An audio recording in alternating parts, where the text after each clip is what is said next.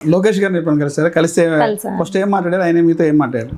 First time నా పైన trolling కంటిన్యూస్గా జరుగుతున్నప్పుడు ఆయన పిలిపించి మా ఫ్యామిలీకి భరోసా ఇవ్వడానికి నన్ను మా బ్రదర్ని పిలిపించారు. ఆ టైంలో కొంచెం నా ఫ్యామిలీ స్ట్రగుల్ అవుతుంది. ఇంత అంటే మూకుమ్మడి దాడి అని చెప్పచ్చు. రాష్ట్ర వ్యాప్తంగా మూకుమ్మడి దాడి, బూతులు, ఎప్పుడు మా ఫ్యామిలీ చూడని ఒక సునామీ అనుకోవచ్చు. ఎస్, మీకు తెలిసిందే కదండి, న్యూడ్ ఫొటోస్ కావచ్చు, మాఫ్స్ కావచ్చు, ఒక సునామీని చూసింది. ఆ టైంలో మా తమ్ముడు కొంచెం జంకుతూ ఉంటే నేను గట్టిగానే ఉన్నాను. ఆ టైంలో మీకు అనిపించింది ఈ రాజకీయాలు మనకి ఎందుకు?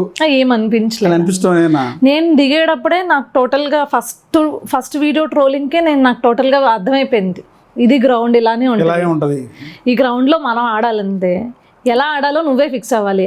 అయితే ఆడిని కొట్టాలి, లేదు అంటే వెనక్కి వెళ్ళిపోవాలి. రెండే ఆప్షన్స్ ఇక్కడ, ఇంకా మూడో ఆప్షన్ వెళ్ళలేము. సో రెండో ఆప్షన్స్ నేను అప్పుడే ఫిక్స్ అయ్యాను, కొట్టడానికి ఫిక్స్ అయ్యాను, ఆడుకోవడానికి ఫిక్స్ అయ్యాను. ఇది నా గ్రౌండ్, నేను ప్లే చేసే గ్రౌండ్ కాబట్టి నేను ఆడుకోవడానికే ఫిక్స్ అయ్యాను. బట్ ఇంట్లో ఫ్యామిలీ వాళ్ళకి అష్యూరెన్స్ కావడం కోసం లోకేష్ గారి దగ్గరికి వెళ్ళాను.